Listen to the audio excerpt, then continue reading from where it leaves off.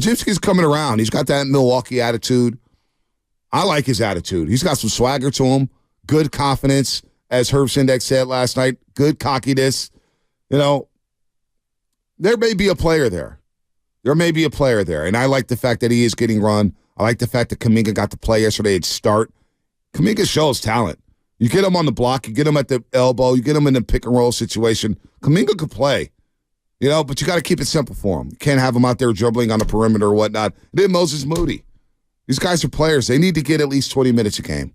It feels like that, at least this season. So, I don't know, man. It's been a disappointing homestand. I can't believe it after the way we felt after the Denver Nuggets game. Oh, man, we were high-fiving each other. Back in my mind, I was thinking, boy, athletic teams are giving us problems here. Because even the Detroit Pistons, that was a game in the fourth quarter. Bonte, look, I want you to just, like, objectively, anyone, look at the roster. And you're saying, like, Moody and Kuminga should get you 20 minutes. They can't play half the game?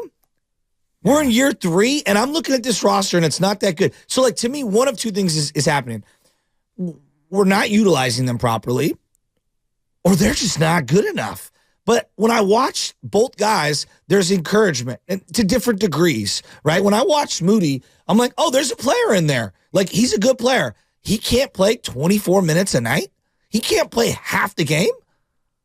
Yeah. No, I'm asking sincerely. I don't know. Ask Steve Kerr. Well, maybe we could talk to Steve Kerr. Maybe Willard Dibbs could ask Steve Kerr if they could play half the game. I don't know, but it feels like on this roster they should be able to play it. And there's a way. You know, we were talking about this yesterday. The hockey substitutions, the mass substitutions. There's a way for everybody to get their minutes. Yeah, staggered. While not doing the mass substitutions. If you don't understand what I'm saying, instead of going all 4 guys at one time. Here's a guy here. Here's a guy there. Let's get the best lineup combinations possible we can get. Sometimes it's like, boy, GP2, Chris Paul. And by the way, GP2, sprained ankle. Steve Kerr said his status is up in the air. Didn't look good yesterday. So now, without Draymond Green, you're without 2 of your top 5 defenders. GP2 and Draymond Green. Well, if you're going to lose, right, like right now, and it's too early to talk about tanking. I'm not talking about that, but I'm just saying, like, if you're going to lose and you're playing GP2 at the expense of multiple positions that Moody and Kuminga could soak up, like, it does kind of stymie their development. Mm-hmm.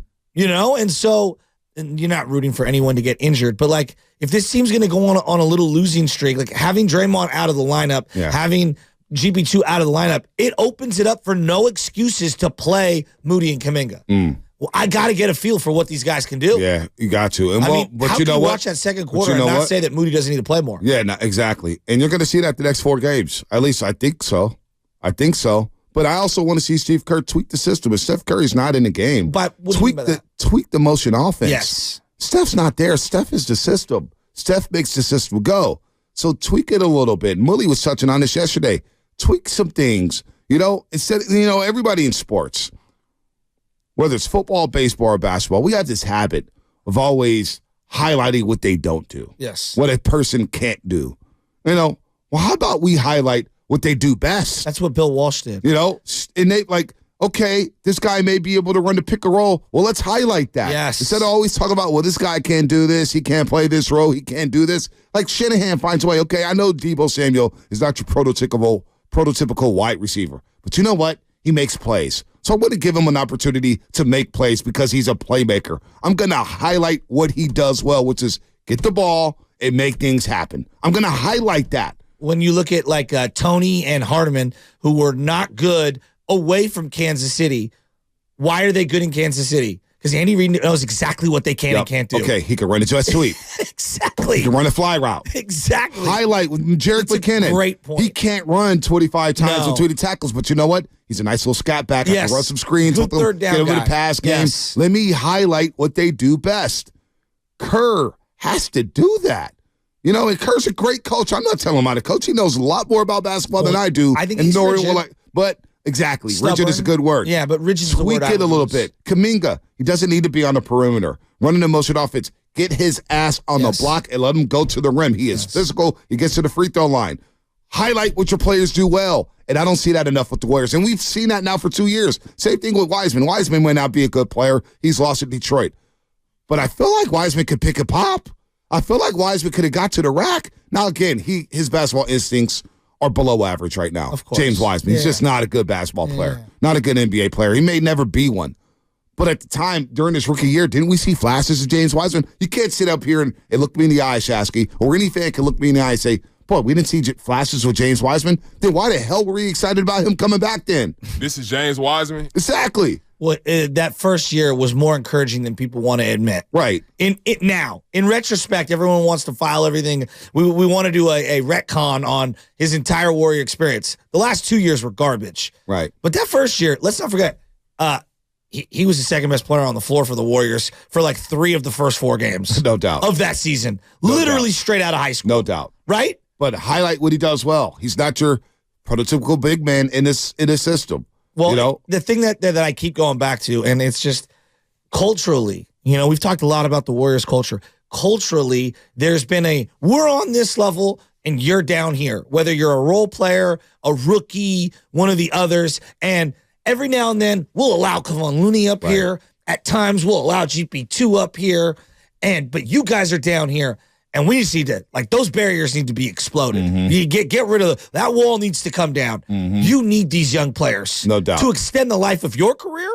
And to make it easier for you to get buckets on the floor. And this is where I go back to Jordan Poole. And it's not to say that CP3 hasn't been a good fit. CP3's been everything you needed from him. He's been a total professional. Chris Paul has been the ultimate pro, coming off the bench, starting. He's played some good basketball for you. He's giving you everything that you wanted. No turnovers, a lot of assists, and he's getting the team in the right sets. But when we talk about Jordan Poole, he's a guy who can extend people's careers. Now, I know the immaturity. I know he was lost on defense last year, but you got to have some perspective. What happens if you get socked in the face? Where's your head going to be at?